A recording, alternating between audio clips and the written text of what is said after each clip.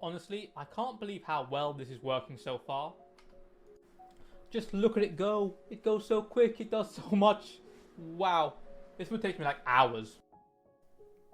In a fantastical world of Elysium, a young, ordinary university student named Kazuki Hayashi finds himself transported to a parallel universe after reading a book. Blah blah blah goddess, you are a champion now blah blah blah. Okay, so the spring anime of 2023 looks absolutely stacked. Like Infinity Castle, that opening scene for Demon Slayer, my god. But of the 140 anime I think here, let's be honest, I'm sure the library mage thing could maybe fit in, you know, like a 12 episode small studio thing. Like, I've seen worse, I've heard worse. My plan now is, I asked ChatGPT to give me 100 isekai, and let's try the quantity/quality approach. So, imagine in 2004, there's only 10 anime made, and one of those is an isekai. But in 2023, let's say there's 100 anime made, and 10 of those are an isekai. So the ratios will not be exact same. Of the 10 isekai, let's say one is good. I'm thinking if I forecast forward and in 2024 I make 50,000 isekai and only 1% is good, we have 500 good isekais. I think I've watched enough anime to say I know what's good, what's not good. So the plan is I'm going to use my old friend, I think it's JavaScript here, and AI tools to create the perfect isekai list for 2024. So this is the current spring 2023 list, and a lot of good stuff here, you know. I'm actually quite excited for this season. And this is what I have after like 2 or 3 hours. I've changed about 20 to 30 of them. It just took too long after a while, so I'll just stick to the 30. And we'll kind of look at some of them right now and go over this stuff. Okay, so for the first 6, I just asked ChatGPT to give me some random generic ones, and I picked the top 6 that we got.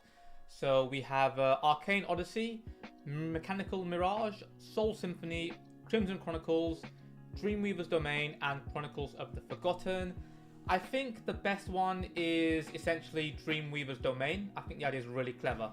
Dreamweaver's Domain. A talented lucid dreamer finds herself trapped in a world formed by collective dreams. Armed with the ability to shape reality within this dream realm, she must navigate the unpredictable landscapes to find her way home. Okay, so I finished the first set of anime, and while it's interesting, I feel like I'm missing something, like the cherry on the cake. And I'm thinking to myself, what can it be? And I've realized what I need very, very, very long titles. That's the solution. So get ready for the next item. The Harmonic Tales of a Seraphic Sorcery, a melodious sojourn through the ethereal realms of aria, chorus, and crescendo. So next 3, I figured, hey, we need some kind of marketable waifu, and they all came out well, but I think this purple hair lady, who I forget her name, Sora maybe, or whatever, is it. Like OnlyFans, Twitter, this person could make bank.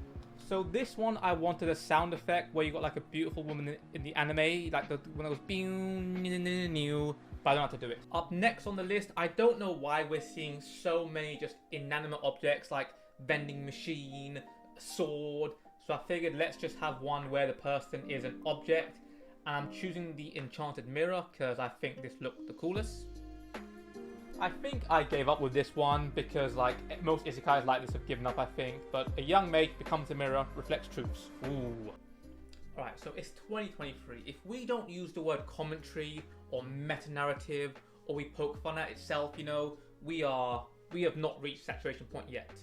So I went for something which is kind of like have an ordinary twist on it, or like try to be a little bit ironic. And I kind of like the ordinary hero. I think having no face was a pretty good thing for the cover because it lets you insert yourself on it very easily. That was kind of one of the other themes for this set of choices. The protagonist, the average office worker, gets sent to a magical world. She has no abilities. She just adapts to the world like most people do now. Okay, I thought for the next set of isekai, let's be a bit ironic, you know, let's play with it, let's have some fun. So I had Reversed Reincarnation, The Mundane Kingdom, and NPC Chronicles. I thought The Mundane Kingdom was pretty cool because you have somebody who loves isekai brought to an isekai world, and it's just the same as a normal world, just a bit of magic here and there. But when I saw the poster for NPC Chronicles, I'm like, that is the one. So that looks pretty good. So an ordinary woman goes to an isekai world, but the world has heroes who are competent and solve the problems. So she spends her life just getting on with her job and learning about the lives of all the characters in the game, the world. Okay, we've had some fun now and we're at the end. I'm asking ChatGPT if it's ready. It's done okay. It's not done amazing, but it's done better than I thought it could. So, I want to know, does ChatGPT know what makes a good isekai and how to make one?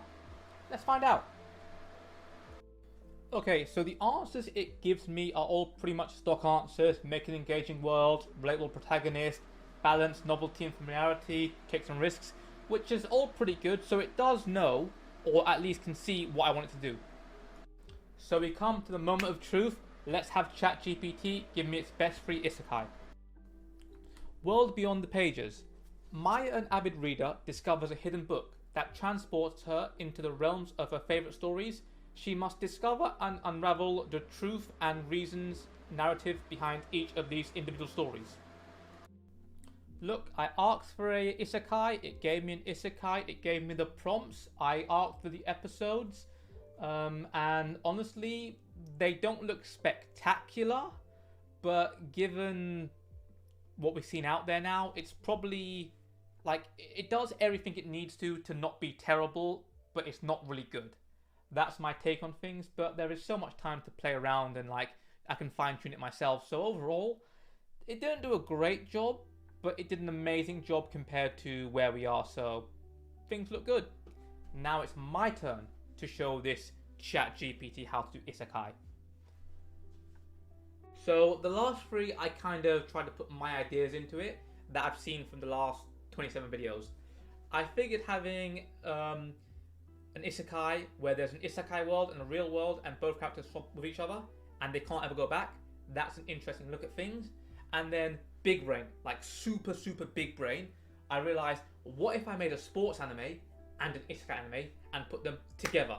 So a character goes to an isekai world and then you have a sports anime in the isekai world. So it's not just the journey to do sports, it's the journey to do sports in the isekai world. If any like animation industry or person wants to reach out for ideas, like, just mess with me. Like, I can do this stuff.